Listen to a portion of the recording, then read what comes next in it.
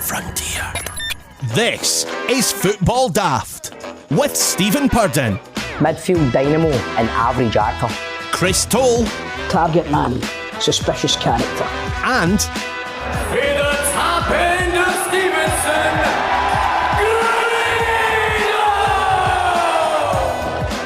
welcome to Football Daft, the daftest Scottish football podcast around.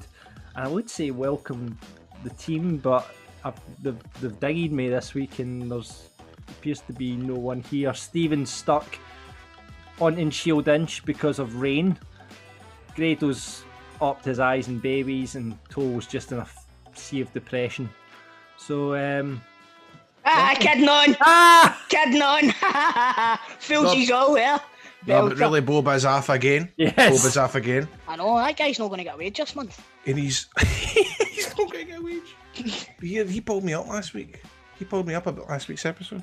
did he? What did he say? Wasn't happy at all, man. Is that because we outed him for being off for making a bed? No, he was going, I can't, but he says, me and my pals we listened, and what you said, that was shocking what you said. Toll, I feel sorry for you. I'm not going to give you it tight this week. I mean, come on, and all this. I'm going, what? I go, here's the crack, right? Bob is good at doing that. See, Bob with Toll, he's good at noising him up and doing all that. I like sitting back and watching that. It's not that I didn't want to rub it into old Toll. Bob, that's Bob's game. Am I right, John? Am I can take this the right way? Yeah, Stephen takes it on himself to rub Toll, and you just sit back and get your popcorn out normally. Smoke my vape and all that. I know. Me and my pals sat back and watched it, and you didn't fucking say anything at all about the football. Well, I mean, fucking can he come on the show because it's fucking raining in Glasgow? You know what I mean? What the fuck? I mean, last week, up, Pub, and get your ass on here, boy. I know. Last week it was I'm making a bed for my kids, and then this week, it's raining in the Shield Inch. Fucking, he films River City. You would think they want to make it realistic and Scottish. Do you think fucking rain would be the first thing? Hold on. This is my mate here. It's called River City, not fucking Meadow City. Right, he's gone too far. I shouldn't have done that. No, I feel bad. Sorry, you know what Grado. Sorry, Grado. No, do you know what? I feel bad. See, he's got Grant Stott in River City, I know. Know what I mean? Roisin's back and all. Roisin's back, man. I'm Buster. Oh, You know man. I mean, I tell you what, see if that pub isn't ran by a pint-sized gangster within the next 6 months, I'm going to be raging at Pubden. So, But wouldn't he give you a sniff at your shite, boy? Hey, here, but by the way, this episode, let's be honest about this, it's a bit of a different episode anyway, innit? Because we've got Kevin Twaddle on the show. And you might be wondering, what Kevin Twaddle? Listen, man, what a story he's got. And it's a wee bit more serious today, innit, too? Because we've recorded an interview. Let's be Right, we're going to be honest here. This is as though this comes across as a seamless phenomenon, this podcast. We film it like Pulp Fiction, out of order. It's all higgledy-biggledy, some people would say. Right? And we've already done the Kevin Twaddle interview. And I'll tell you something, what a fucking eye-opener. What an eye-opener it is. And yous are in for a treat, an absolute treat. Absolutely. But first, before we get into the football chat for this week, we need to talk about the fact that Grado was on off the ball at the weekend there, and kept messaging me throughout the show saying, "Oh, they're doing this topic. Have you got any good answers for this about wrestling moves and football and stuff?" And then he went on and he got Keir Starmer mixed up with Jason Leach. No, no. Listen, he came on, right? You know, he's on that every weekend, isn't he? Oh, Jason Leach is on every weekend. On every week. I thought you meant Keir Starmer. I was like, fuck, he's still going for votes. So Leach is on. He's gone like that. Tam and Stuart were giving it. And we've got Grado in the studio, and he goes, "Oh, Grado, great to finally talk to you." And I was going, "Oh, good to meet you, Keir." I get him mixed up with that Jason. Do you know? Can you see where I'm coming from with that, too? Mate, and then they were going. I'm going to be 100% honest with you. I know what Jason Leach looks like, but if you put Keir Starmer in the lineup, I wouldn't be able to pick him up. Well, mate, I don't know. It's been all over the telly for the last couple of weeks on this politics, Kieran. So, it was kind of awkward. I think they kind of thought it was awkward because I don't think they're really allowed to touch on all politics and all radio. Is that right, John? Oh, they can't really. I mean, now that we're out of election, they can talk politics and all that again. But you can't give your views. I don't know, like political party chat on air, because it's against radio regulations. Luckily on podcasts we can say whatever the fuck we want. So we're still not going there, fuck's sake. No, don't go there. Certainly not, sir. Certainly not. Two things you never talk about: football and politics, and we only talk about one thing on this show. So what's been happening in Scottish football? Got to put a shout out to Motherwell boys. Given that their supporters that bought a season ticket, It went viral. This season, they're giving them a free season ticket next season. Alan Burrows, you spoke to him on the radio, Grado, didn't you? Oh, mate. Wait a minute. They're giving all 10 season ticket holders a free season ticket. Oh, you get back in your boat. No, that was coming. What off? But do you know what? See how, pardon me, right? He also, there's more to that as well. It's not just a season ticket thing. He basically told us on the radio as well. He was giving it, look, see if any supporter is struggling with money this year, we'll take money off season tickets. They're so involved with mental health and community work. See that guy, and do you know the best it is? Because is it fan owned, Motherwell? Yes. Yeah. Aye. See for a chief executive, he's just like one of us. Do you know that way? Like the way he's kind of dead down to earth, and he'll just tell you how it is. And it was a mega breath of fresh air because I says to him, I goes, look, because he was telling me all the things that they're doing for fans, and I'm like, wow, what a difference for all that shite down south in the last couple of weeks with the Super League, and to hear something as refreshing as that coming from Motherwell, man, you've got to applaud them. Definitely, without a doubt. I know I obviously had a wee go at them then, it's a joke. We've had a few ex-Motherwell players on the show, and Motherwell is definitely the definition of a family club. It's a great run. So it's a phenomenal gesture for the club. And a few other clubs could maybe take a wee a pointer. They've got a tremendous youth system. Obviously, David Turnbull turning up at Celtic, Chris doing the job there. Yeah. Unfortunately, it looks like Alan Campbell, he's out of contract at the season. The midfielder, he's out of contract at the season. They'll still get developmental money, but do you think Rangers are They've lost Declan Gallagher as well. They've lost Declan Gallagher, but do you think Rangers and Celtic would take a go on Alan Campbell? I think Celtic would. Yeah. I think Rangers have pretty much got their squad for next season unless they lose a couple after the Euros. It would be silly, I think, for both clubs not to look at him because he's had a great season. He's a good player. He's had a great season. See, who was telling me this? Because Crofty's a Motherwell fan, right?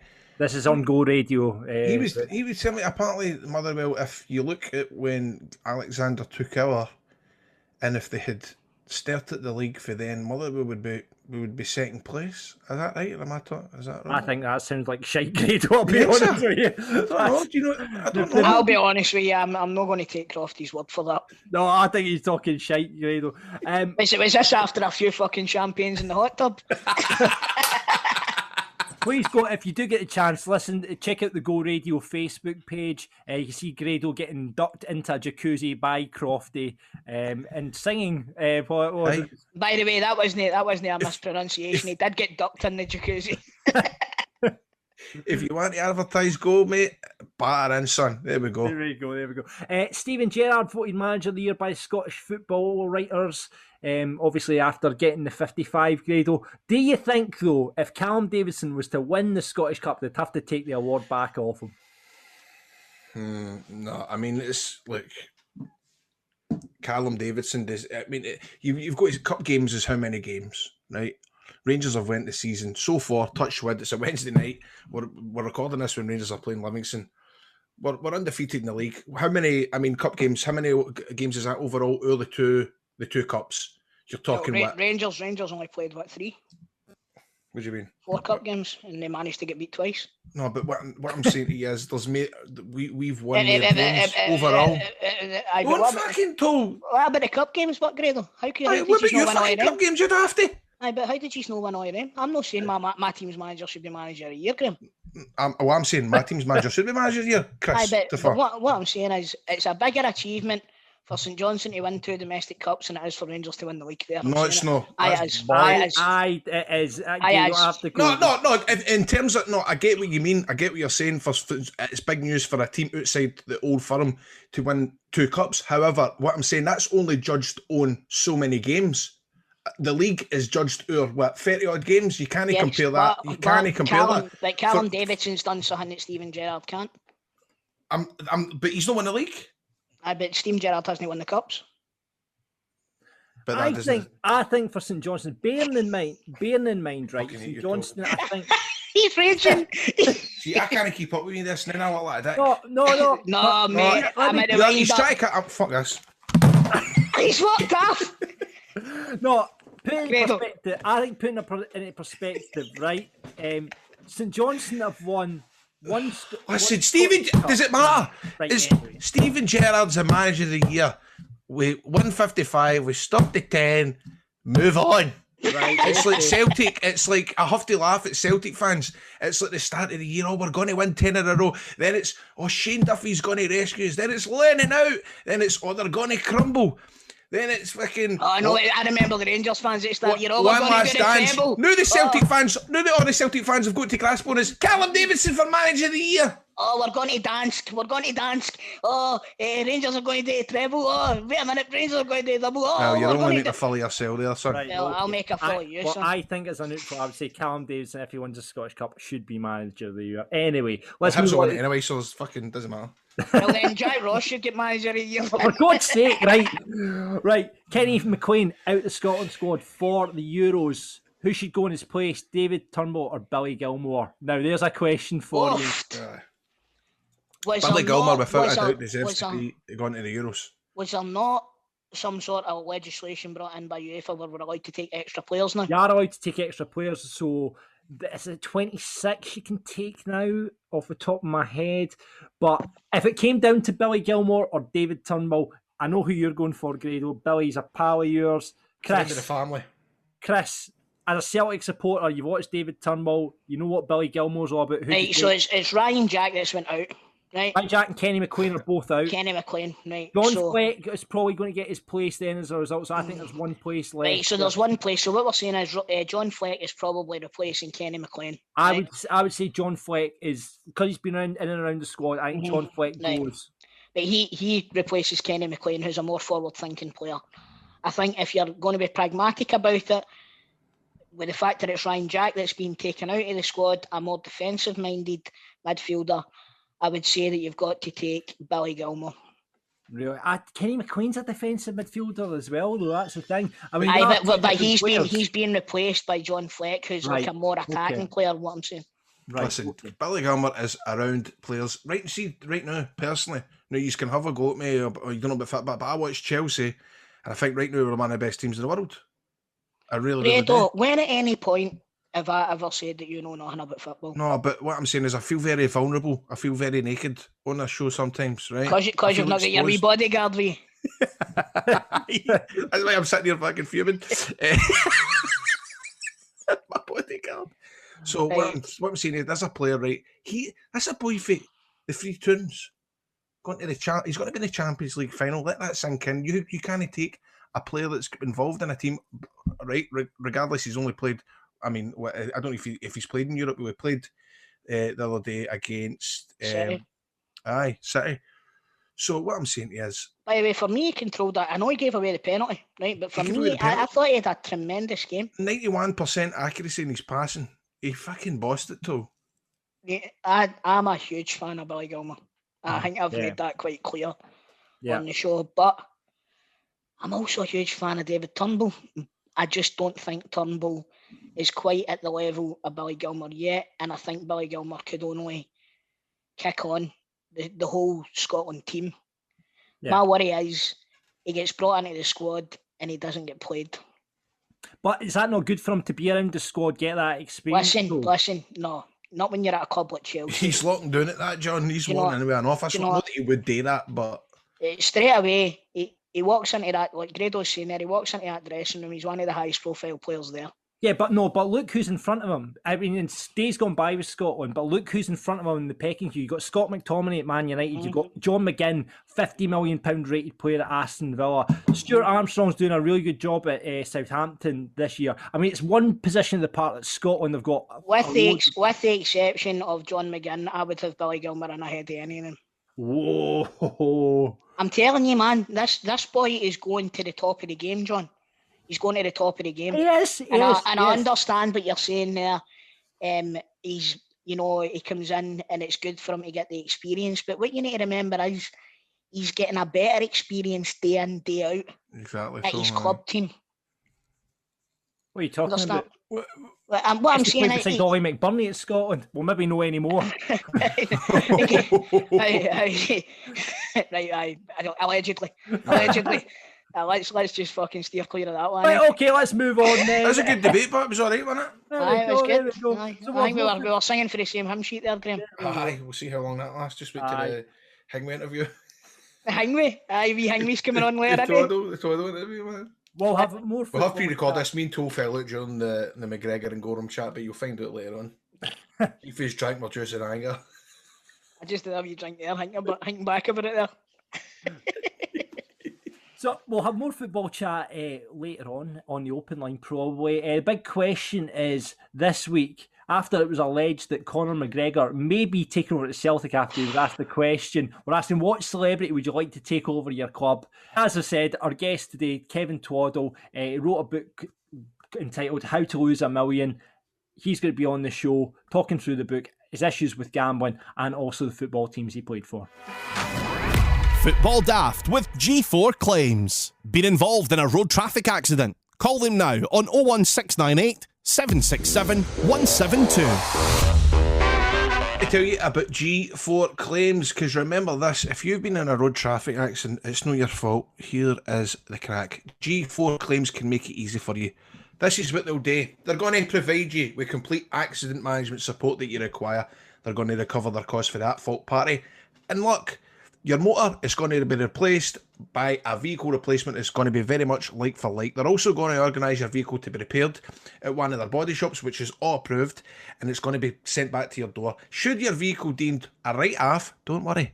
They'll recover the pre-accident value for your motor and write you a big fat check for it. And best of all, this doesn't cost you a penny, because here's what they do. They charge the at-fault insurance direct. They don't cold call you. They don't buy your data. Once I've processed your claim, your insurance is going to remain unscathed. Nicole and her team out there, they're not going to take your case on if they don't think that you can help. So if you've been in a road traffic accident or you ken somebody that has, get them to get themselves onto G4 Claims on 01698 767 172. That's 01698 767 172. Get them at notatfaultclaim.com or find them on social media. They are pretty they're busy on social media these days. They're tweeting away and they're retweeting and all the rest of it. G4 Claims, Not At Fault Claims, made easy.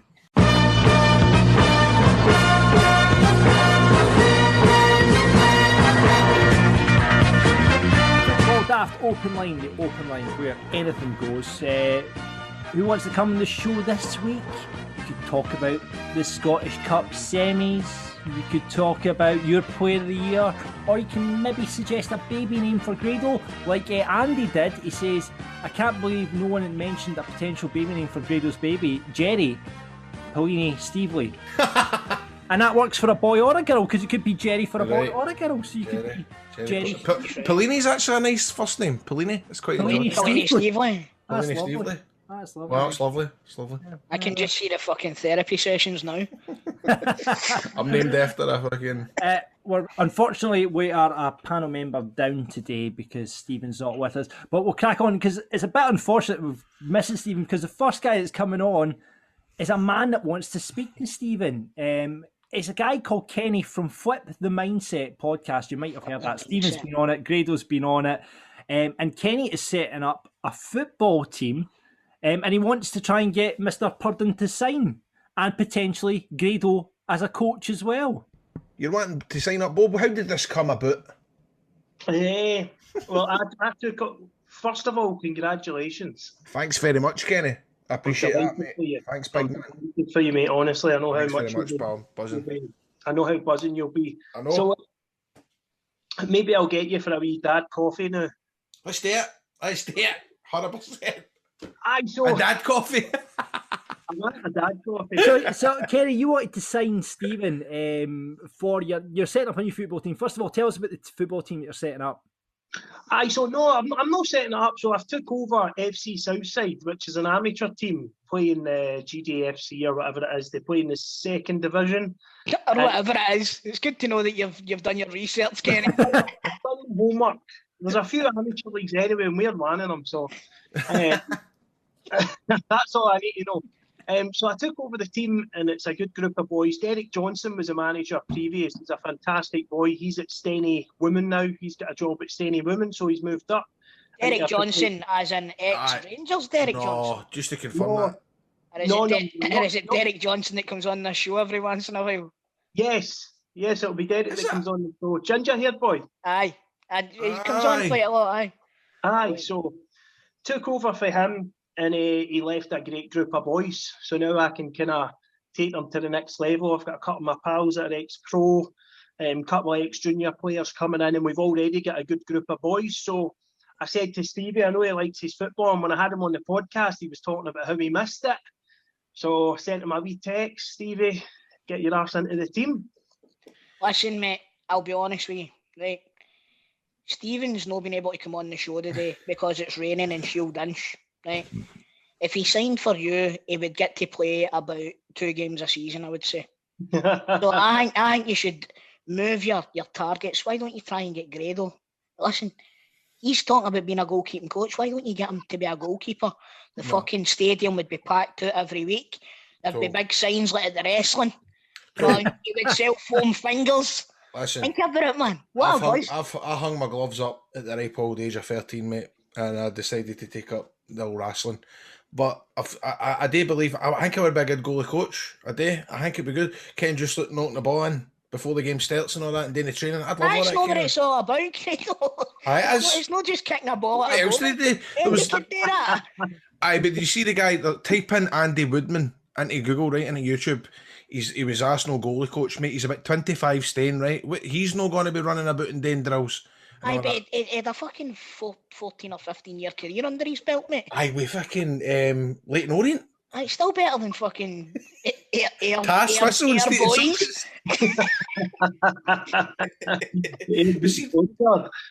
What's that? See, if you come in, I'll pay you a wage. What are we talking here? A box of baby milk every week.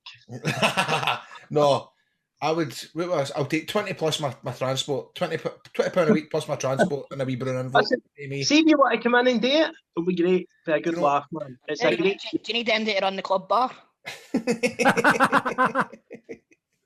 I've set a fining system for nearly everything that can go wrong, so the boys will be. Talk us through your fining system, Ken, because I'm really intrigued. What is it all going to? This all goes into a Christmas party kitty, presumably, yeah. Aye, a night out. So we're going to try and do a couple a year. Right. So what's the fining system? Talk us through the fining system for Southside.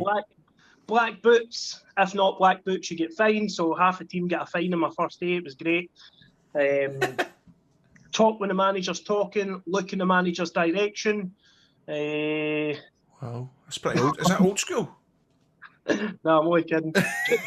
Everything that can go wrong, basically. No, everything that normally goes wrong in an amateur team gets you a fine. So boys not turning up, boys being late, everything. Is that the truth about the black boots? Aye. I've got a pair of white boots too. Oh. Piss them off, man. When you hoping to start playing games? Then you started playing games already. So start playing games in August. Well, I tell you, we had a new trialist. We trained on Sunday there, right? And I've been getting the boots back on since I played pro about 7 years ago. And the first time I've played since my last knee surgery, and we're playing a game of 4-on-4 with 4 at the side of the box, just as one-touch players. And we've got a trialist called Ewan, right? And the balls came over kind of my head, right? Ewan's ran in and I flipped it over his head. That's him, £25 fine.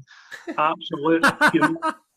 One of the boys Jairus is like, that's a way to make someone not come back. So I don't know if we'll see him again, but I pulled out a box of tricks, man. Hey, you know what you're doing, but hey, Kenny scored a win of goals. Who you played for? Was it Martin and Livingston? Annan, that's right. But you were at Livingston as well, weren't you? No. For fuck's sake. I wouldn't fancy come up against you in the box, though, Kenny. You like the beat. I know, mate. He's a fuck that. Hank. I know, man. Eat them like a protein bar, so I will. But no, so I think I'm going to play. I wasn't going to play, but I think I'm going to do it now, man. I'm getting the bite for it. The boys are all fantastic, man. Well then, Kenny, I tell you what, if you're going to play, you can't manage from on the pitch, so how about a pint-sized assistant? A pint size. There you go. All the offers are on the table, Kenny. You've got Grado as your goalie coach. There's only one thing we need to do. We need to change the name of the team to Football Daft FC. FDFC. What a name that would be, by the way. What about John? But we can't leave John out. John, you look like a right good physio. I can imagine with the latex gloves and all that, the mad spray. I quite fancy myself. I quite fancy myself on a team as all, Kenny. So if you need me, I'll be there and all. By the way, I see John being a player. Oh, Yeah. Honestly, I do. Like a kind of. You think so, fucking cheeky bastard? A big no nonsense centre half. I'll do that. 6'2", Kenny. If you need me, I'm available. Like big shagger. He grew up watching Lee Wilkie all these days. Do you play Grado at all? No. Yeah, I play. No, I mean, I get put on in charity games for like the last 90 seconds. Funnily enough, under Derek Johnson. Are you any good? No, I'm I'm horrific. But the problem is, do you know what? In these charity games, I should have faced my fear and went back and goals. See, the next charity game I'm playing, I'm going in goals, and that's it. How was we Stephen? How was we Purden? I'm not even joking, right? He's brilliant. He's brilliant. Dynamo. He's solid. Dynamo. So listen, I hope he comes, man. It'll be good for him. You know what I mean? I think it'll be good for him coming and playing every week. I'll tell you what. You should speak to as well, and I'm not shitting you. You should speak to Brian McPhee and get Brian McPhee in. Because Brian, when he's not working with the fire brigade, he's still got it. And him and Stephen up front are like fucking Larson and Sutton. That'd be all right. That'd be all right. Well, you go. Toll can be your scout as well, Kenny. Listen, thanks for coming on. Good luck with the football team. And if you want to check out Kenny's podcast, it's Flip the Mindset. Check it out. You'll hear from Grado and Stephen on that as well. Gary Falls as well. You've got a new episode coming out, haven't you? Yeah, Gary Falls, and I had Biggs and Bash on the day, so. A couple of entertainer boys, so it's going really, really well. We've got Ali McCoist that'll be on in the next kind of month, and we've got. Fuck off! You get McCoist. We've been trying to get McCoist for day one. Well, have they really tried? But have we tried? You're meant to be in charge of that, Grado. You're pals with him. I'll speak to Kenny then. I tell you what, see if you can get Ali McCoist for Football Daft. I swear to you, I'll get fucking Stephen Purden for Southside FC. And I'll play for nothing. Kenny, thanks for coming on, pal. Really appreciate it. Keep in touch, Kenny, my man. Right, see you later, my man. Take care of yourself. See you later. My man. Take all the best. Let's move to our next caller on the open line. It is Craig, we're currently recording this. We're at a Wednesday night. It's kind of just after 6. The Rangers game's just kicked off, and Craig has just stopped watching the Rangers game to come on the open line. That is devotion for you. Craig, thank you for coming on the open line. Loving the hat. If you can see the video version, Craig has a fantastic fisherman's hat. It's like 1990 has never stopped. 55 hat. There you go.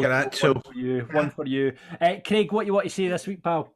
I know we're talking about the restructuring the leagues with the Colts going in there, but you don't think there should be something bigger, like expanding the top flight to 18, 20 teams? And my personal preference would be to have like 2 top divisions of 18 or 20 teams, and then have regional lower tiers. So the clubs are then minimising travel costs. You look at the lower leagues; they've got some of the biggest travelling areas, and they're the poorest clubs in the country. So it's a little bit of sense and sensibility. You appreciate that you've basically got a TV company dictating to you that you need to have 4 Old Firm games a season, but is it time for a step change in that and say, no, let's have a proper blooming league? Because I'm personally sick and tired of playing Kelly 7 times a season if you get them in a cup. I'm sick and tired of playing Rangers 5 times a season, mate. Believe me. Fucking believe me, brother. No, I think you make a valid point. Unfortunately, I don't see it changing because television does dictate it, and we're in a situation now where that's not going to change. So, but then, could you argue? But in the next couple of years, hopefully, telly doesn't dictate it, and with the expansion of the telly, club TV and But you're right, until that changes, and whoever runs Scottish football, they're not interested in changing it, and I know. I mean, for years they've tried to. You know, Grado, you're a big wrestling man. You look at the WWE network, you look at the UFC apps and such. Could you imagine it? But I think you'll find that I'm on the WWE network quite regularly. You are indeed. An internet sensation like Grado. Beautiful. But, you know, it's a case of we've got a chief executive that pulls in about 400 grand a year that can't get a sponsor for your league or your cups. So you're not going to trust him to develop a blooming streaming app. You wouldn't trust him to go to the shops and get a bloody pint of milk for you. I think the future, and I think you usually agree with me here, I think the future is the teams taking management of their own viewing rights. Mm-hmm. But if we can somehow make it so that when the teams play each other, the away team gets a cut of the viewing figures from like Celtic TV on Rangers TV. Right, I know that might not work out perfectly for Celtic and Rangers, but for the good of the game, could you imagine these teams getting some of the money for the Celtic viewership and the Rangers viewership every week online? Yeah. It would only go to make Scottish football a richer place altogether. But mate, do you know what, you're bang on, and see that idea with you're talking about, and you know, the SPFL network. Man, everybody now we all want to see backstage. We all want to see the players answer questions. How all or nothing. The training. Documentaries. Aye, all that. Now, if that was, could you imagine that was put in place? You pay that, you know, a tenner a month for your Fitbit, and you get your club TVs all involved in that and all. And the way it works, I mean, it would be quite difficult to work it all out. But the only thing, I'd never be off it. The only drawback to that, Grado, what you're saying is that gives the other teams an insight into the backstage workings in the other clubs. Aye, you know what I mean? So that kind of, I know what you're saying, but I would understand if they would do it, like record it all the way through the season, and then do like a series at the end of the season. Aye, like an end of season. But you wouldn't be able to watch it. But I don't even mean just that. I mean, like, say you turning up at Parkhead is a wee funny thing to interview. Do you know what I mean? Interview. You're calling me a wee funny thing? But do you know what I mean? Like, I know what you mean. I know what you mean. You know, celebrity fans and all that. I'd be interested to see, you know, look at the finances. I mean, obviously, like the money. I'd be interested in explain if Scottish football, like you said, we're not going to take the TV money. We're going to run it out, like you say, with an SPFL platform or put it in the club's hands and look at how much money they would make in comparison to what they would get from a Sky or a BT. It'd be a real interesting expense to run that. Sorry for interrupting you there again, Craig, but see, with the fact that there's loads of people like who watch clubs like Motherwell, Hamilton Accies and stuff like that maybe can't go to the games for whatever reason. You know what I mean? They don't want to buy a season ticket because they'll not be able to get to each and every game. So the opportunity for them to watch that game for the house for, say, a £5, right? You know what I mean? You've got then the potential, say, for example, there was 10,000 people paying a £5 to watch Motherwell versus Hamilton Accies, which is a local derby, right? They maybe wouldn't go to the game, but they would pay the £5 to watch it in the house. Yeah, that's 50 grand in these pockets. That's what I was looking at, Toll, as well. I mean, I'm up in that rural Aberdeenshire, you know, and I've got a season ticket for Ibrox. Haven't been to a game this year. So my mate and I were playing golf. And it's not just you. Nobody's been to a game this year. Aye. Well, no, my mate and I were saying, crikey, these season tickets were a great investment. Aye, £500, we haven't seen a game. I said, oh, look at the other side of things. We've saved about $2,500. You know, that's true. That's a good point. Have you lost weight, Craig? Have you lost weight? Yeah, 2 stone. I fucking know it. No, you're looking well, old boy. Aye. That's how that hat fits, you know. Well, Craig, always great to hear from you in the open line. Away, enjoy the game now. We've taken up too much of your time. Away you go, and thanks for coming on Football Daft. Stay safe, lads. Bye-bye. See you later, Craig, boy. Bye-bye. Tatty bye. And that's it for this week's open line. Keep an eye out on our Twitter if you want to be on next week. Football Daft's big question. Off the back of talk of Conor McGregor buying Celtic, we decided to ask you this week, what celebrity would you like to see take over your club and why? Now, I've got one. Straight away, my mind goes to the richest man on earth, which is Jeff Bezos. The Amazon boy. The man that owned Amazon. But I think he'd be more suited to Rangers because the cunt doesn't pay taxes. What about yourself, Grado? He's not really a celebrity though, Toe, is He's he? not a celebrity. That Aye, doesn't he's count. not a He's the owner celebrity, of the right. company. Right, okay, can I go for Elon Musk? Is he a celebrity? No, Well, he is because he presented Saturday Night Live on Saturday night. So he did, aye. He presented Probably Saturday counts Night now. I'll Live. let you off for that one. But when you're wanting, You want somebody with a bit of fucking... it's like, do you know? Remember when the Fulton Larks won the 140 million? Was it 165 million? Aye. You'd rather have a punter that won, but then no, because that's still not enough. And you want a mega billionaire, don't you? But then, do you want? You know, you hear about all the foreign owners that come in. They just want to make money. Apart from, I think Man City's about the only club where they really want. They would spend anything. They would spend any money, wouldn't they? Aye, but that guy's got he's like Scrooge McDuck. He's got a room in his house that's just full of money. Right. You know what I mean? And it's all $100 bills, none of your fucking £1 Would you want notes. Conor McGregor taking a Celtic?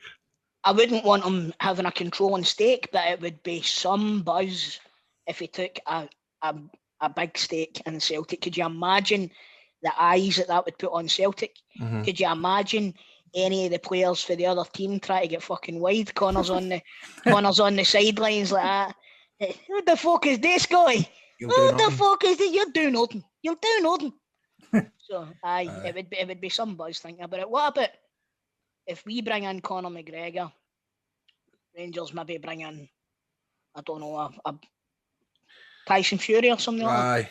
Would you call him Bishop? Would you call him again Bishop?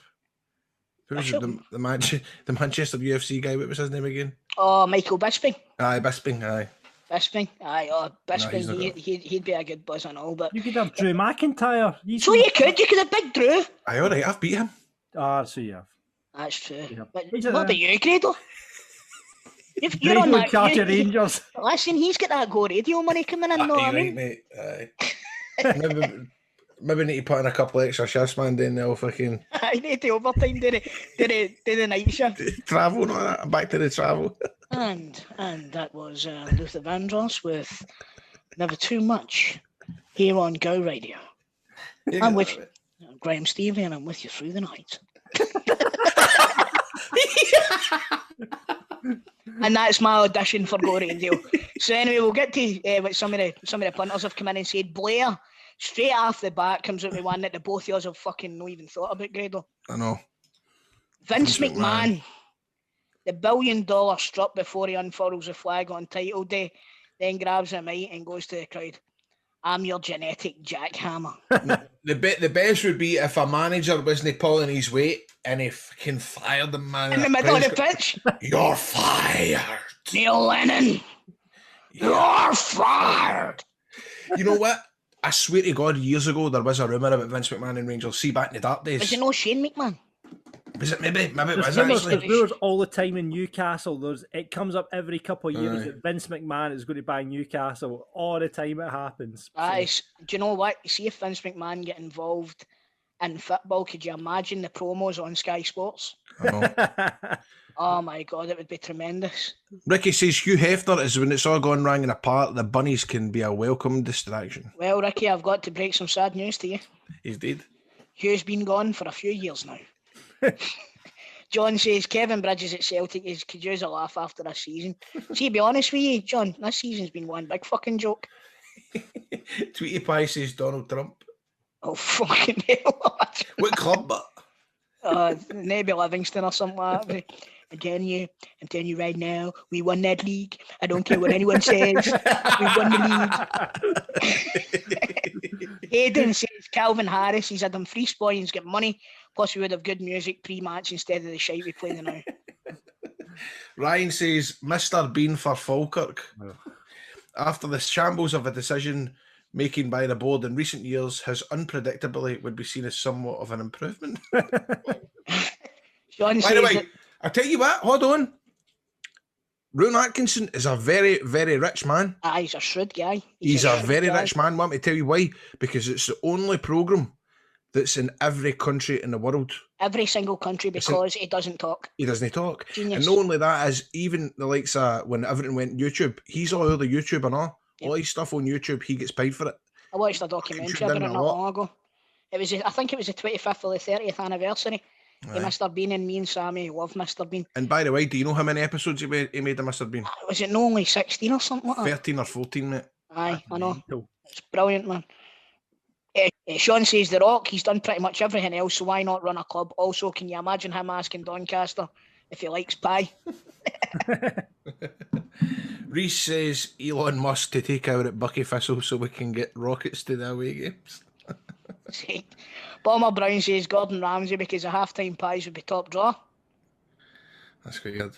Disco Dave says Paul Chuckle at Celtic as they gave us a good laugh this season. Oh, there we go. Is that Paul Chuckle? Paul's still alive. It's Paul's Barry that died, wasn't it? Barry, aye. Paul's still alive. It was Barry that died.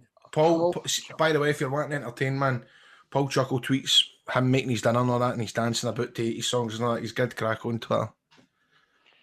William says would have been Terry Monroe, R.I.P. Football Daft with G4 Claims. Find them on Twitter, Facebook and Instagram at G4 Claims Limited. It's the player profile playoff with piesports.com. You can win yourselves pies on this show every week. And if you want to buy them, it's dead easy. Go to piesports.com. They've got a range of pies up on their website. You can buy lots of different packs there. Not long till the end of the season, so get in while you're watching the games.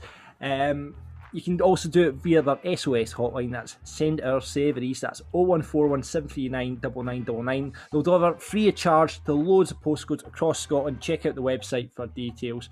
And you can get your pies in for the weekend's games. So every week, like I say, we like to give away the pies. And this week is no different as we welcome to Football Daft John Mitchell. How you doing, John? I'm good, man. How are you? Not bad. You are a Rangers supporter. Yep. Wow, it's good to have one of you on the show. We don't get many of you on here, so it's good to I feel very underrepresented in the community, is that what I mean? This guy speaks well. I think he could replace Stevie. Do you know what's funny you say that, too? I was going, mate, you fancy sticking on doing the rest of this show, man? Fancy giving us a wee horn? Listen, dead easy. You've heard the show before, John, so you know the rules. I'm going to read out a player description from a season. If you know who the player is, you buzz in with your buzzer. If you get it wrong, you're out of the game. We continue with our contestant. First to two wins. Right, so who would you like to play, John? We'll give you an option this week. So I'll take Toll. We'll go Old Firm then. All right. Oh, the Almanac, as he's now calling himself. I know. The Tollmanac. The Tollman. Almanac. I've heard that word recently. Did you just say that last week? That's my movie podcast name, Gradle. Oh, sorry, mate. Right. And if you haven't listened to it, it's called the Great Scott Cinema Club podcast. I'm sure my brother listened to it, did he know? I fucking loved it, mate. Yeah. Right, boys, we're going back to a fairly recent season, 2008-2009, so not that far away. I'd have won that season. Oh, would you have? John, what age would you have been about then? 2008 is the year after we went in Manchester. I'd be about 15, 16. 15, 16. So that was double for Rangers that season, winning the league and Scottish Cup. Celtic picking up the League Cup. It was the year that Gretna went to the wall as well, Annan replacing them in the third division. And fucking Rangers beat Falkirk in the Scottish Cup final, but we won't go into that. That's Nacho Novo, innit? That was Nacho Novo. In Scott Arfield for a hot dog. Hellier strike. Murder. We pumped you that day as well. Fucking nightmare. Anyway, that's by the by. You're going to be playing Toll Old Firm. Going back to that season. What's your buzzer going to be, John? Toll. That's going to be... what's your buzzer going to be? Psychologist. John. Right. Well played. This is really going to fuck with my head while I'm doing this. Right, okay. First player out. Here we go. This experienced centre-half found himself at Falkirk after spells at Rangers, Dundee United, Hearts and also Celtic. Oh, John was in first. Nah, I've made an arse because the Celtic threw me at the end. I was going to say Andy Webster, but... It's not. It's Stephen Presley. It is Stephen Presley. 1-0, Chris Toll. It was the Celtic at the end that put me after. Yeah. One of the few players to play for both sets of the Old Firm. Right, next player out. This was the final season of his first spell at Motherwell for the striker who took over John. Chris. McFadden. Oh, no. It was James McFadden last week, was it no? Rand McFadden, I was, yeah. Who I'll continue for you, John, who took over Phil O'Donnell's squad number of 10. He was voted player of the season this year and made 219 appearances for Motherwell, scoring 49 goals before moving to Bristol City. After a spell with also Bristol Rovers, he returned to Scotland with Dundee before returning to Motherwell, then on to St Mirren. He only got 2 caps for Scotland, but managed to score a goal in an away victory against the Czech Republic. His first name's David, John. His first name's David. On you go. Oh, that's his name. David Hanna. He's setting you up here. Come on, the tap-ins here, John. I know it's. Do you know the one against Czech Republic is the one that stumped me? I can't remember who that was. I genuinely can't think. Okay, David Clarkson, former guest on this show. Right. This Icelandic international signed for Hearts in 2006. And though predominantly a midfielder, was utilised by Xabi Alonso in this season as a right-back through his versatility, meaning he played midfield, centre-half and even left-back during the season. He was given the number 4 shirt following Christophe Berr's departure in January and went on to play at Tynecastle for a few more years before also moving to Wolves. No idea. No idea. He's Icelandic, so it ends in son, doesn't it? But it does end in son. Well done. Other than that, I'm lost. David Clarkson. Right, he's a struggler. Eggert Jonsson, remember him? Eggert Jonsson. No. Wait, I was there for Hearts. I remember him, but I would never have got that. Right, can I get this one? Come on, this is for the win, Toll, because you better win because I've got no players left. You two are useless. Right. This Dutch centre-half moved to Celtic from John. Cardiff. Toll. Glenn Lovens. Correct. Well done. 2-0. By the way, you put up a good fight, John, I'll tell you that. Aye, smashing, didn't I? It's all right, don't worry. You can have the pies, John. Surprisingly. I listen to this every week I'm going, I know that. I'm dead set. Oh, thanks very much for coming on. Remember, if you want to get pies from... Hey, wait a minute, John. You can have the pies, remember. You're getting some pies, brother. That. What a nice guy. What a sportsman, man. You can gear that to your Waynes before they have their fruit. So, you get your pies at piesports.com. Football Daft with G4 Claims. Been involved in a road traffic accident? Get them now at notitfaultclaims.com. You know what's no fair, Toll? What? Tell me. It's the fact that Netflix hides thousands of shows and movies for yourself based on your location. And I tell you what, they've got the nerve to increase our prices. That's right, Toll. They've increased them again. Now, you could just cancel your subscription and protest, or you could be smart about it and make sure you're getting your full money's worth by using ExpressVPN, just like I do. See, you might not know this, but what's on Netflix in your country is completely different from what somebody else in the UK or Japan has on theirs. Now, using ExpressVPN, I can control which country I want my Netflix to think I'm in, right? It's got 90 countries. Every time I run out of stuff to watch, I switch to another country and that unlocks the new shows. So right now, I am watching World's Toughest Prisons. This VPN is also super fast. It works on your phone, your laptop, smart TVs, so you can watch your shows on the big screen with practically no buffering. So you need to be smarter here. Stop paying the full price. And you're only getting access to a fraction of our content. Get your money's worth. expressvpn.com/daft. Don't forget to use the link that we give you, because that can give you 3 extra months for free. That's expressvpn.com, expressvpn.com/daft, and you can find out more. Football Daft with G4 Claims. Been involved in a road traffic accident? Call them now on 01698 767 172. Right, please welcome to Football Daft a man that's no stranger to Scottish football. He had spells at St Johnstone, Raith, Morton, Hearts and Motherwell. He is also the author of the book Life on the Line, How to Lose a Million and so much more. It's none other than Kevin Twaddle. Kevin, mate, how are you? I'm very good, thanks for having me on. So, what have you been up to? Because obviously it's been, the last year for everybody's been quite hard, it's been quite difficult, but for yourself, how have you found it? Have you managed to keep yourself occupied? Are you working? What's the crack?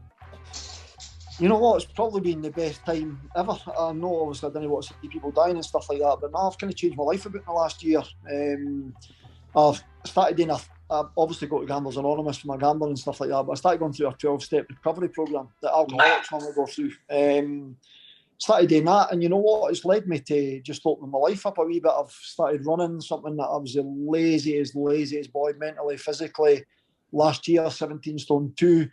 Doing to 14.9, just running every couple of days. Mentally, physically, the best thing I've ever done. And these steps have helped me change my life a bit. I didn't like to say all the kind of great things that have happened because the last year has been difficult for a lot of people. It's been difficult for me as well. I've not worked, but I've been so blessed. I've been able to homeschool my wee girl. Things that I would never have been able to do because I'm always busy with my indie business. So I just feel I've been very, very fortunate, very lucky that the government have helped a wee bit as well, regarding self-employed boys that have got their own business and stuff like that. So feeling very grateful. Tell us a wee bit about that. What is the your own business, Kev? What is it you're doing? My own business is I'm a painter and decorator. I was a painter before I played football, so I've done my apprenticeship, then I worked for a couple of years with a boy, and so I've been a painter kind of all my days. Excellent. Do you know what I might know? So obviously you said that you just joined this 12-step program last year. I mean, I know you've highlighted your issues for years and years and years, but was this the first time that you actually addressed it and went to something like the anonymous group that you went to, or was this you kind of get back to one or whatever? No, I've been doing meetings since October the 5th, 2004 when I stopped gambling.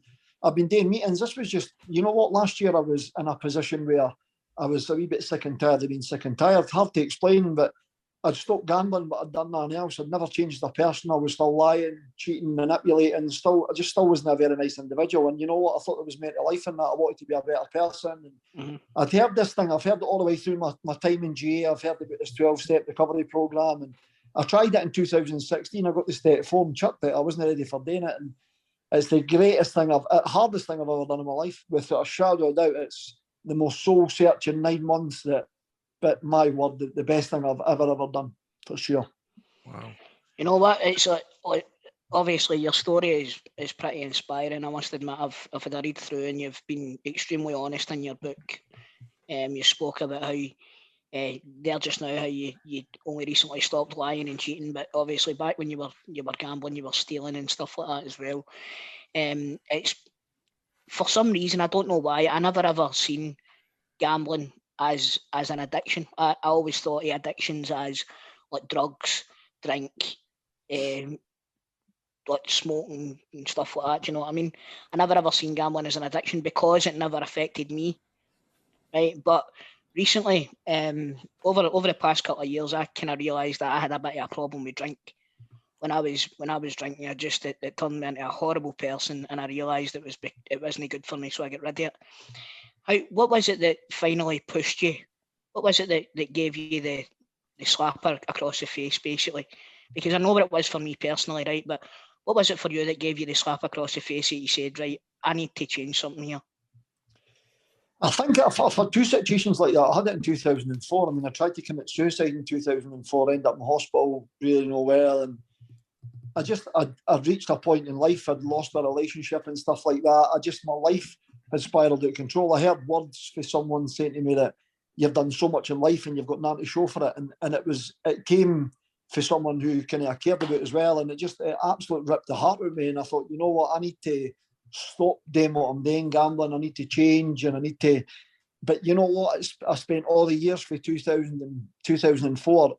I did stop gambling, but I never changed. And there was a wise old man when I walked into the meeting said to me, someone who I got really close to, someone who I looked up to, inspired to as well, who died a few years ago. And I spent 6 months after work every day going to see him in the Western Gin. I love the guy, old guy.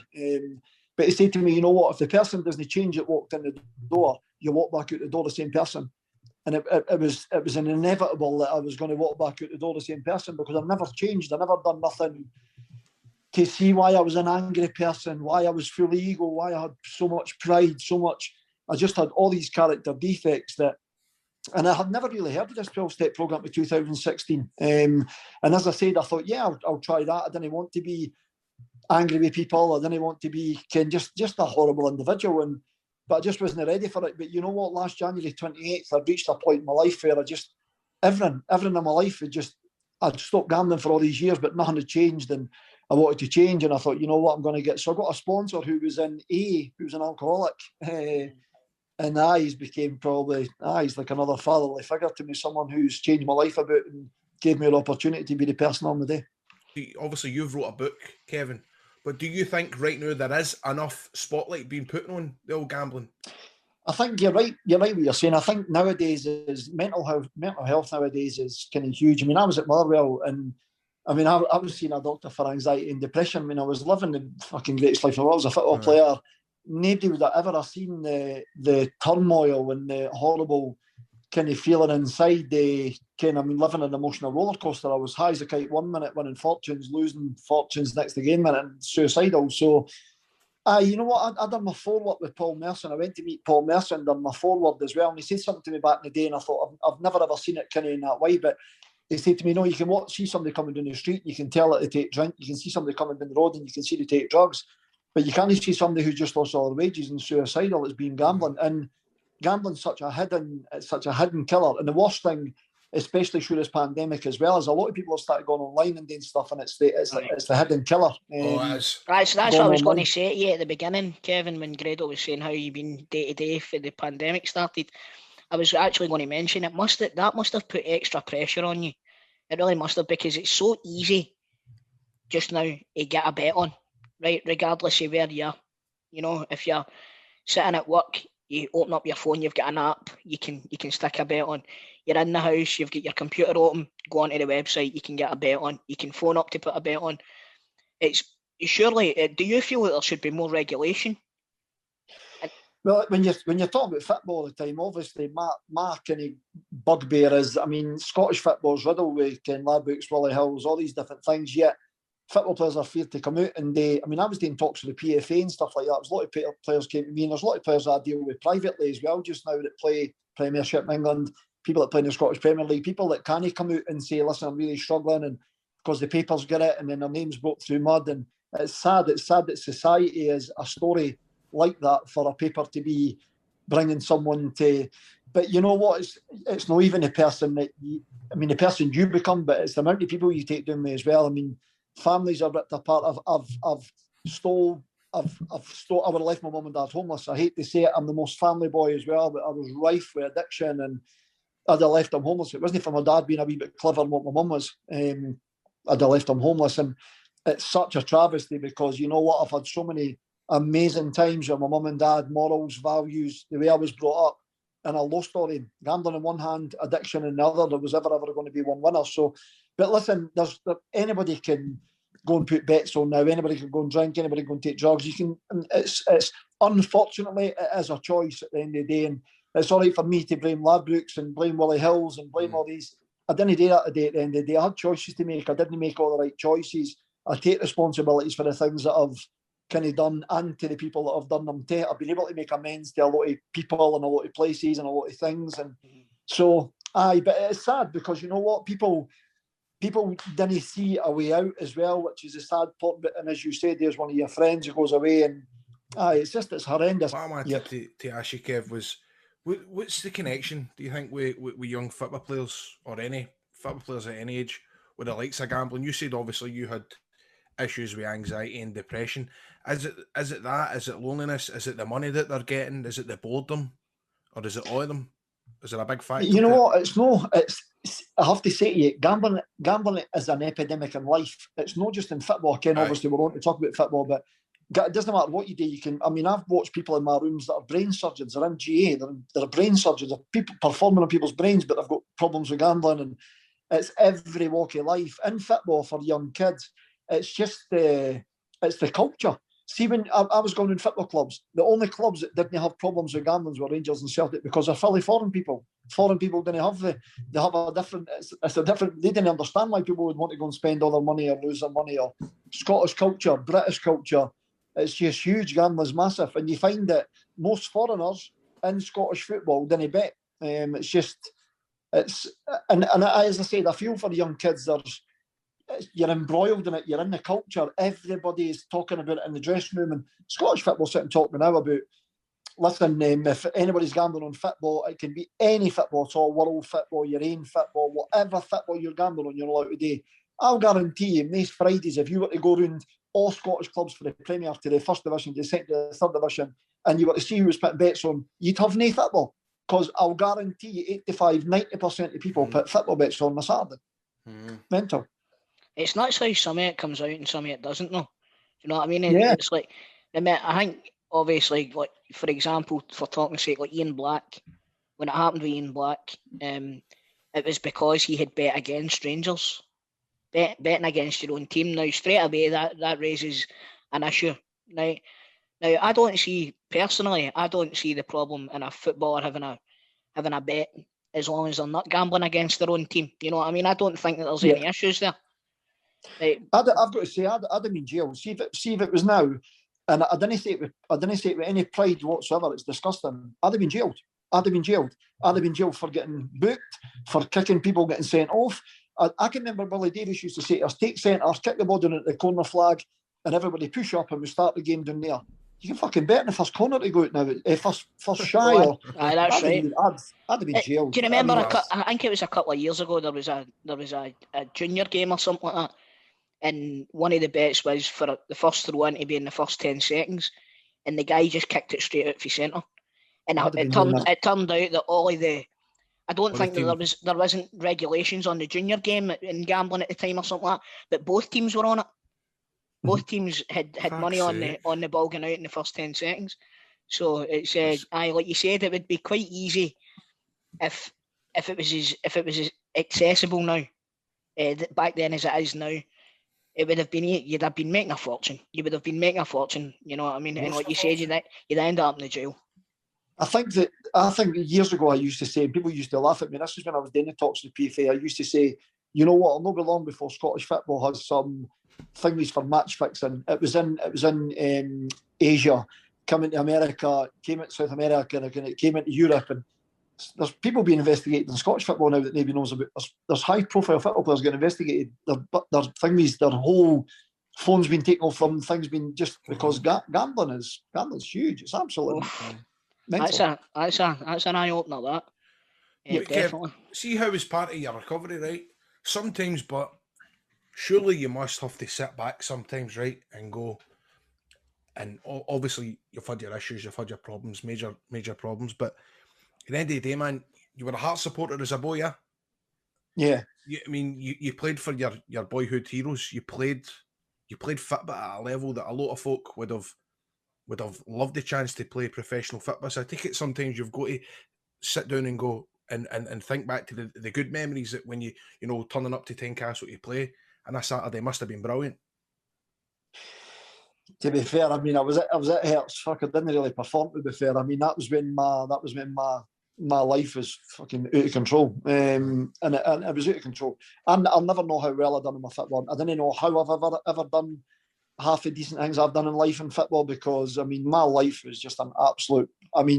The way I was spending my weekends, bevied and carrying on, and it was all right for people, as you said earlier on. We're sitting talking, someone saying you wear a mask. I had a mask on for every situation that I was in. People loved me. I would think if you went with most people at most football clubs, all loved me. I was a character, I was a joker, great with women, carrying on, drinking, partying, still performing at the weekends, playing football. But you know what? My dad, I can remember my dad said to me in 2004 as well, he said to me that it was the most proud day. I've never ever seen my dad emotional. I broke down in front of him to tell him I needed help, and he says, you know what? My dad followed me everywhere with the football, all the world he's followed me, and he said to me, you know what's the most proudest I've ever been here? Forget your football, forget everything you've done. And you know what, because of my daughter, probably, it's nice to see wee things that people put on. I was having a laugh the other week here. Somebody was doing a wedding for Raith, and they had one of my names as their table, and they were asking if I could come to the wedding and that as well. Your name to be at somebody's wedding and things like that on a table. It's nice. It is really nice to, and because I've got a daughter, it's nice to have like a DVD, like I'm saying all my goals, I never had very many, but all my goals on DVD, scrapbooks. It's nice for all the things in the memorabilia connections my mum and dad kept when I was playing, because I would have had nothing. I wouldn't have kept nothing. I didn't care. So for my daughter, it's nice to see all these nice things. But you know what? I'm more proud of the person on the day rather than the person I was when I played football, to be honest with you. But it was nice. Just listen, I played with Hearts, as I said, my boyhood heroes. But if I was reminiscing through my football career, Hearts is not a club that, and it's a shame because I've watched them all around the world as well before I played football. I watched them for 6 years as a mad fan. It's a club that I didn't resonate any of my good times with. My good times were when I was a captain in the Premier League of Motherwell for 3-4 years. St Johnstone, Raith, Morton, all the clubs I've been at, I've had such an amazing time with amazing people and amazing support with friends, family, and supporters, even to now. Hearts, though, Hearts was a disaster, man. Hearts was absolutely, I mean, fucking I had sheriff officers at Tynecastle and everything searching for me. I mean, that's amazing. And listen, I didn't, it's no, with pride I say that's embarrassment, but you know what, that's what my life was. My life is upside down, Well, it's funny you're saying your better times were at Motherwell and Raith Rovers and what have you, but you moved for Raith Rovers to Morton for £150,000, right? Now, that's madness. It's madness when you think about the Scottish game just now. I mean, I don't think that there's a team out with probably the top 5 in the Scottish Premier League that could afford a fee like £150,000. So for Morton to be able to pay that back in the day, you forget how much money was in the Scottish game back then, don't you? Billy, I can remember Billy Stark signing me and sitting down with, and he sat down with Frank Connor, and Frank was a proper crazy character. Like, I mean, Billy Stark would come in the dressing room and come in the dressing room and say to the boys, listen, we've got a draw today, it was 0-0, it's no great, but you know what, let's get changed, get to the road, have a good night tonight. And he'd walk out the door and Frank would lock the door. Frank Connor, when he couldn't walk, he could hardly talk, going out with his walking stick, going absolutely apeshit, every single individual, and you were waiting. And I was always number 7 at most clubs I played at. You were always waiting because you used to go for one, and you think to yourself, please, Frank, didn't even mental. But I can remember they two sitting down in front of me, and Billy starts saying to me, you know what, it's actually embarrassing. This is what they were actually saying to me today. It's embarrassing that you're actually here and signing. He says, I can remember we were at Celtic, and because of politics, and I think it was because of my gambling, to be fair, you would have been at Celtic. Because of politics, you never got there.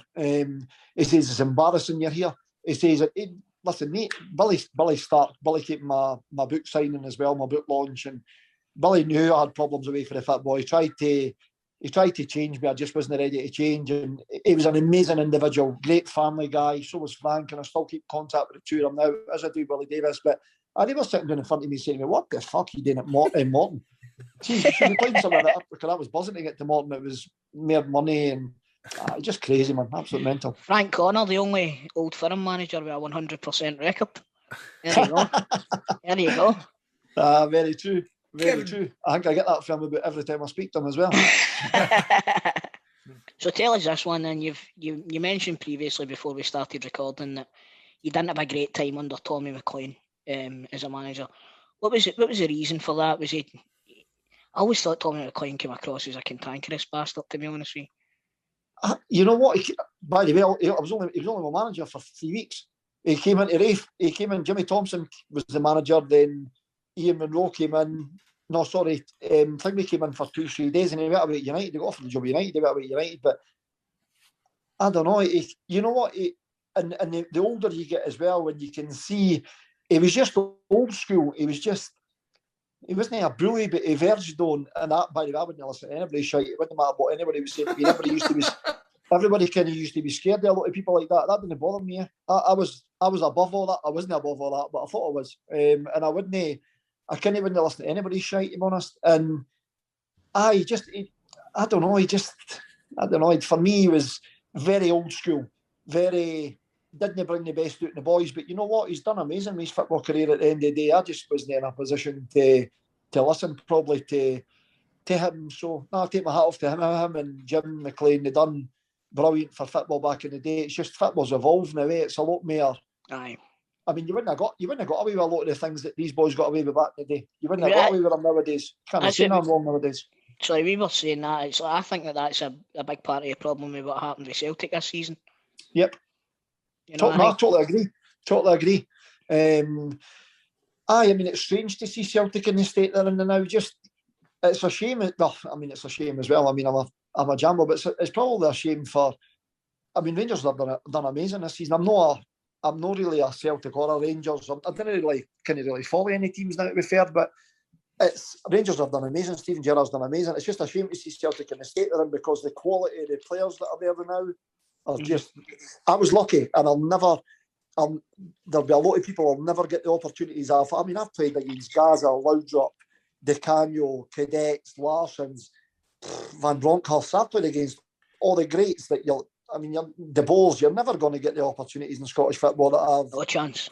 Been lucky enough. Gaza, a lot of the players that I just can't even get to spend. I got to spend 5 minutes with Gaza as well before he played us. Rangers were playing Raith, actually scored as well. And just I used to go to do some pedalling on the bike before I used to go to the warm up at Raith, and he'd come in and sit and speaking to him for 5 minutes. And honestly, I was gobsmacked. Probably. I never ever found myself getting starstruck because I thought I was better than everybody else. Believe me, I wasn't. I was just an actual tit. But he came in and actually we were speaking about his life and his wife and Kit, just family, and and then you know what? We came out and after about 15 minutes, Tony Rougier ran into the goalkeeper Theo Snelders. The ball came away to the side and I hit it for away out wide and scored. And we're all celebrating, they were all jumping up, doing everything. I was walking back to the halfway line and he said to me, "You can't, if I knew you were going to score, I wouldn't have fucking spoke to you earlier." And I thought, and even to this day, I mean, just him and Ali McCoy, they were just sitting laughing, and I thought, you know what a legend. He was a proper legend, man. I love the guy. Brilliant. You know what? It's funny. I know I'm going to get slated here because I always say I used to go and watch teams, right? But one of my dad's best pals was Peter Heatherston, right? Yeah, brilliant legend. Right, and when Peter was at Raith Rovers, I used to go to Starks Park quite a lot, right? Great lad. Tony Rougier was an absolute fucking baller, wasn't he? What a player Tony Rougier was, man. Brilliant. Honestly, it's funny you mention him there. But he was so laid back. He was horizontal. I mean, even people giving him abuse. I can remember managers wanting to put a rocket up his arse to try and get him to, he'd more ability than. But by the way, Peter Harrison's a great lad as well. Brilliant boy. We're talking earlier on in the teammates bit you were going on about the goalie, Andy Gorham, as well. Did you have a sort of relationship with him? Was it at Motherwell that you played alongside him? I mean, what I loved about the goalie was, you know what, he was a proper. Like, I mean, you're going to be starstruck. You see him, you're going to be starstruck. I mean, I came from playing like first division. I'd had a shot in the Premier League with Raith. You're gone and you're walking in and seeing Andy Gorham. He was a proper legend. I've watched him, Ken, and seen this boy that's, you know what I loved about him, and even to this day, it means even more to me now. My mum and dad used to come to the games and used to sit in the tea lounge. Mum and dad were really, really quiet people. And he used to come in and he used to sit, my cuddle and that and talk to my dad. And I thought, you know what, that goes a long way, doesn't it? Oh, listen, that for me, forget his football ability. That for me, that's priceless because there's no lot of people that would ever do that. We had a lot of stars at Motherwell at the time as well. And Don Goodman, I mean, these boys were at my wedding. Jed, Don, Andy Gorham, they were all at my wedding. Kind of boys took their time to come up for doing south to come into the wedding. And the goalie was just, and you know what, I had kind of the same. He lived behind this big mask as well. I never ever probably knew how big Andy Gorham was, man. But we used to go for nights out. He couldn't go into Glasgow. I used to go into all these wee dingy places with all these old men playing dominoes and all that. All the boys were away carrying on with women and all that. I used to sit for the goalie because I felt for him. He couldn't go into Glasgow for getting abuse, and he just sees a goalie, but he was absolutely different world. Yes. Oh my God! Tell me this my one. hero. Tell me this one, Kevin. Absolutely. Right, over the past few weeks, Grado and Stephen have started to see Alan McGregor through these legendary spectacles, right? Are you the same as me? I don't think Alan McGregor is even close to Andy Gorham. I genuinely don't. You can't say he's no close. But what you need to remember is Gorham done it in a different time when they were playing against much better opposition, week in, week out, right? Gorham was the top of the class every fucking week. Top of the class every week. McGregor's doing it against a lower level of competition. He does it in Europe. Aye, against a lower level of competition. Gorham was doing it in the Champions League. Aye, but McGregor done it in the Champions League as well. McGregor done it in the Champions League as well. Turn that up, you. I would say you can't say that he's no close to it. That's all I would say Alan McGregor this year has been absolutely phenomenal. Listen, you watch legends. There's been legends on the telly being asked the same question. and they're all humming and hawing. And I know Griggsy as well. I know him really well as an Edinburgh boy as well. So for me, the Rangers will never ever have another Andy Gorham. Just my personal opinion. By the way, Griggsy's a wonderful goalkeeper. Oh, don't get me wrong, he is a tremendous goalie. I hate him. Andy Gorham. Andy Gorham was. And see, the funny thing about Andy Gorham is cut with the same cloth as Griggsy as well. You lose goals in training. They would both chase you about the puck. I had as many arguments with the goalie as well because I wasn't their trainer either. And you'd get a goal away and he'd be sitting shouting at you and be like, who the fuck were you shouting at? Know what I mean? They hated getting beat. They hated losing goals. But you know what? The goalie never turned up. The goalie was at Bevian that hardly ever turned up for training. He'd be Bevian all week. And Stevie Woods would be training like a bear all week and doing amazing. And the goalie would turn up on Saturday morning and play on a Saturday and he would be phenomenal. If the goalie had a better attitude, no regards, I'm talking about away from football. If he had a better attitude, the goalie would have been away to he would have been the world's best. The goalie was the way he lived his life and the way he was nothing short of a miracle. He was phenomenal. I've been lucky. I had Anthony Emmy, like Craig Gordon. I've been lucky enough to play with a lot of good goalkeepers. Nobody will ever touch a goalie. Definitely. I think he was the best player, the best goalkeeper in the world at one point. I genuinely do think he was the best goalkeeper in the world at one point. I think he's the best goalie in the world right now. Best drinker. So you played under Craig Levine.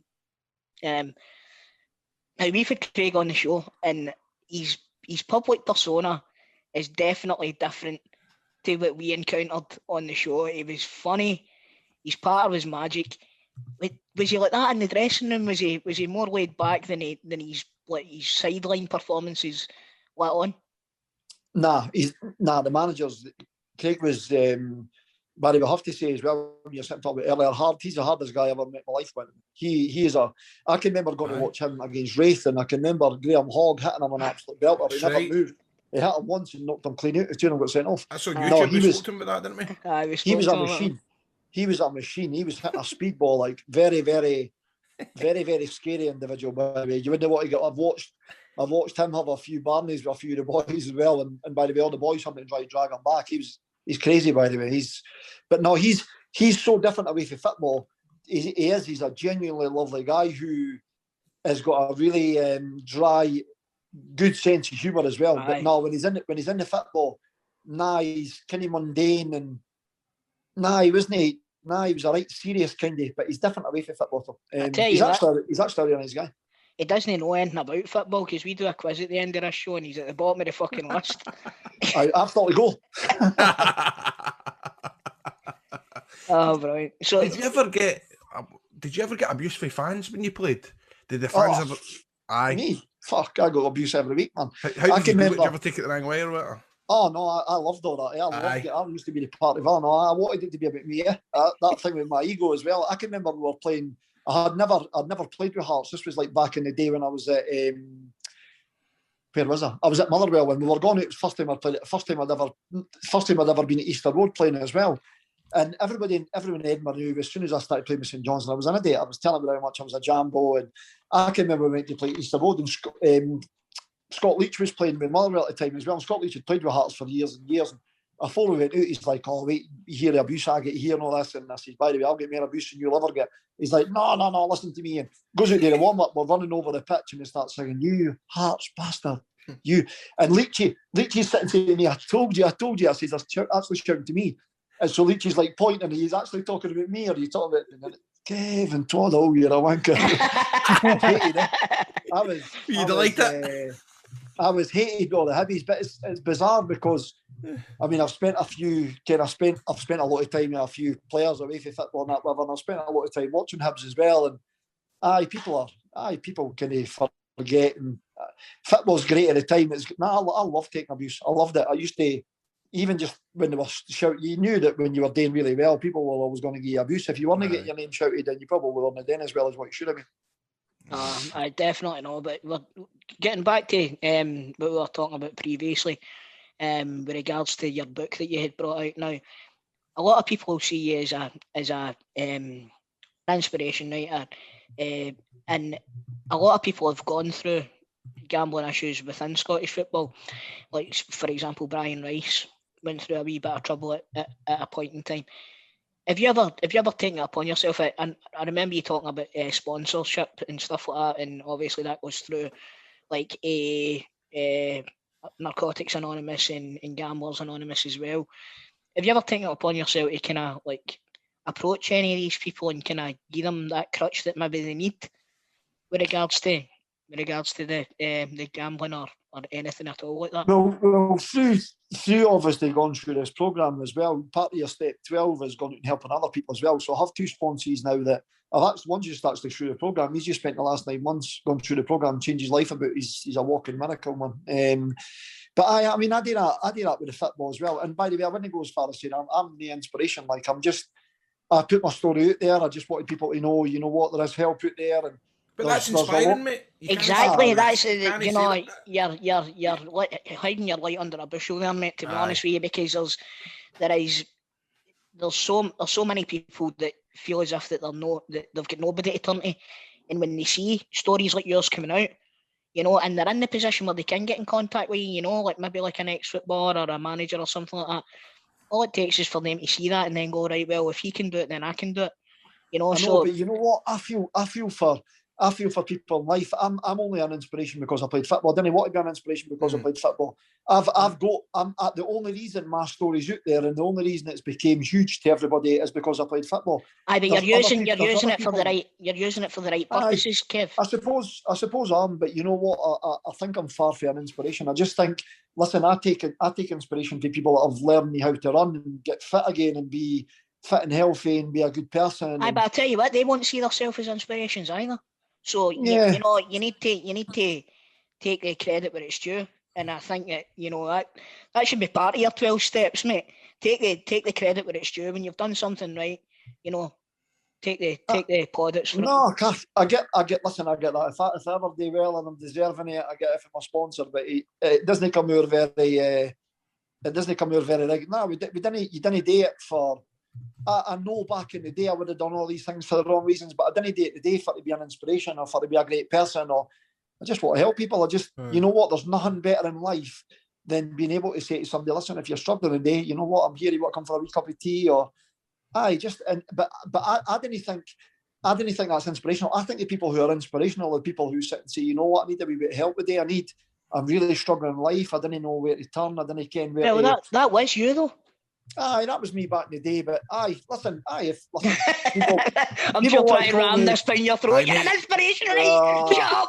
I just, you know what, I would just rather be seen today as being, you know what, a nice guy, and if I can help anybody, I'll help absolutely anybody at the end of the day. I mean, I've went through a life rip the piss out of everybody, so it's nice today to be it's nice to be the day just to be me, because you live with this persona, as I say, they do in a book or playing a football player, or I'm just me at the end of the day. I want to be the most thing that's important to me is I want to be the most amazing dad in the world, and that's all that's important to me. I think that's ended to that too, isn't it? Well, I was going to ask you one more thing before we end. You mentioned previously that you had lost your relationship with your parents and stuff like that. Is everything back on track now? Is everything sorted? Yeah, I mean, I pretty much got that back right away, to be honest with you. My family are everything, man. See my wife, my wee girl, my mum and dad, my sister, my niece. I'm the luckiest guy in the world. What I've got today, I mean, you couldn't pay for it. It's just I feel so much gratitude for, and I'm glad I'm in a headspace and in a place where I can be peaceful and serene, and I can see all the things that are, because I'm not young anymore. I'm 49 and still got a wee bit in me, but So every week on Fitba Daft, we put our Scottish Fitba knowledge to the test, our guests' football knowledge to the test, right? So David Martindale, here's a couple of scores, right? He got 16. In joint second, it's John Sutton and Chit Young with 15. Mark Wilson and Keith Lasley are in third with 14. And then we've got Jamie Langfield on 12, Matt Reynolds on 10, Negri's on 5, Barry for EastEnders is on 4. And at the bottom, it's a tie between Peter Lovencrans, Derek Johnson, Levine and Mixu Patalainen. Is it MD you think you would like to beat, Kevin?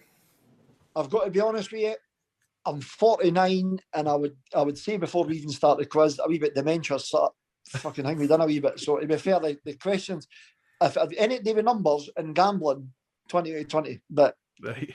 General knowledge of football, no great. But on we go. Let's go for it. We'll get a bash. So there's 90 seconds on the clock. You can't pass, right? So you must give an answer. You can't pass. So even if the answer, you whatever don't pops need in your head, just give an answer. Go. Right. You want to do the questions too? I'll do the questions this Right. week then. Right. Aye. John, do we have 90 seconds on the clock, sir? We do. Kevin Twaddle, your time starts now. Who just won the April Player of the Month? Ryan Kent. Name one Scottish team with athletic in their name. Forfar. Motherwell's Devante Cole is the son of which English striker? Andy Cole. How much did Raith sign you for? 100 and... You just told me 125,000. Which club did Hibs sign Kevin Nisbet from? Raith. Who finished second bottom of the championship? Morton. Which English team did Albion Ajeti join Celtic from? Sheffield United. Who did Raith face next in the championship playoffs? Dundee. Which club did you only make one appearance for? St Mirren. In what year did Stevie Clarke become Scotland manager? 2019. Which Norwich player will miss out in the Euros due to injury?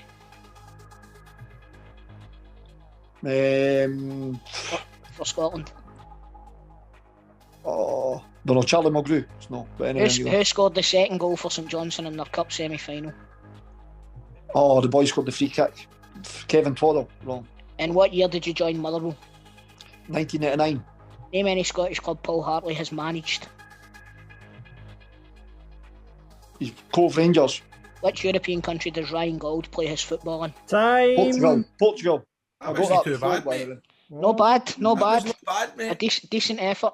Craig Levine must be thick as fuck. Yeah. After what you've told us, I wouldn't be saying that to his face. No, I wouldn't tell him his face, but we'll cut that bit. Right, I'll go through the raw answers with you, Kev. Kyle Lafferty won April's Player of the Month. Raith apparently signed you for £80,000. It was Morton that signed you for 150. Yeah. Ah, I thought it was that Morton, was it. sorry. Yeah. I remember that. Kevin Nisbet signed to Hibs from Dunfermline because he went Raith to Dunfermline Oh, and then fuck, Dunfermline so to he did. Hibs. Oh, yeah. West Ham, that's where Celtic got Ayeti from. Only one appearance for Ayr on loan, is that right? Oh, yeah. I will know now. Aye. There you go. It was Kenny McQueen that is going to miss out in the Euros because of injury. It was Glenn Middleton that scored St Johnston's second goal in the Cup semi-final at the weekend. But aside from that, sir, you got everything right. So you are on 8 points. Not too Wow, bad, that's mate. decent. Brilliant. I'm superb. I'm happy with happy? that. Thank you. 8, so you're there. Well, you've done better than Barry Feastenders and Marco Negri, so there we go, mate. Brilliant. I wish I'd done better than Marco Negri in the bedroom department. Anyway. Right, Kevin, Super. thanks very much, mate. Cheers for your time. I hope you've enjoyed yourself, mate. Kevin, you've been an inspiration. Brilliant, you've been an inspiration. You're going to be sending me messages on that now, that inspirational chat. Before I know it, I'll be running about thinking I'm big Kevin Twaddle again.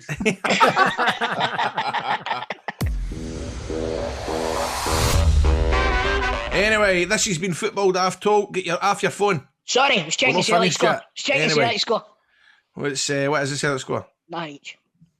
Is it? Aye. Right, you trust him, John? Is it? As I've just checked, Right, okay. we're obviously recording this on a Wednesday night, so we have been distracted throughout the episode of checking the scores. Anyway, We have not got a score to check. I'm still tough for this. You enjoyed yourself, though. I have, mate. Do you know what? It's been refreshing. I really enjoyed talking to Kevin Twaddle. I really did. I thought he was a great guest. I thought it's opened up my eyes to a lot of things that I was pretty close-minded towards, to be honest with you, before. Well, his book is on Amazon. You can get it on there, and as I say, there's plenty of reviews on it. It looks as if it does. It's a good read, so I maybe can put that on my next list. I've got all these books behind me, but I need to Tell you barter what, through them. see if you've got a Kindle. It's only $2.99. There you have it. There you have it, John, John. say fairer than that. Final words, John. How you been? I've enjoyed today's show, boys. Well, do you think Stephen will turn up next week? I think he's off, I man. don't know. I am not going to be here next week, so I'm sure folk Christ, will be delighted. He Folk better will be turn up delighted then. about that. Oh, it's Aye. got to be a complete burying session at all for 3 years next week, innit? Listen, You and your wee body. You want to hear what he was saying about you last week in this fucking podcast? You're a sweetie wife, mate. You've been fucking ripping into him when he's not here, and you're going to be ripping into me when I'm not there. I know, I'm the You're worst. missing out on a good one next week because we've got our guest booked already, and he could be going to the Euros. Kevin Nisbet's going to be on the show next week. I'll tell you something. I just signed him on Football Manager. There you go. And that boy knows where the fucking goal is. I'll tell you that for nothing. Anyway, that'll do us for this week's episode. Thanks for listening, watching, whatever you do. Like, subscribe, refresh, retweet, the full lot. We'll see you next week. We've been Grado, Tolan, Bob, John. See you next week. Thanks, Grado, Tolan, Bob, John. Audio Frontier.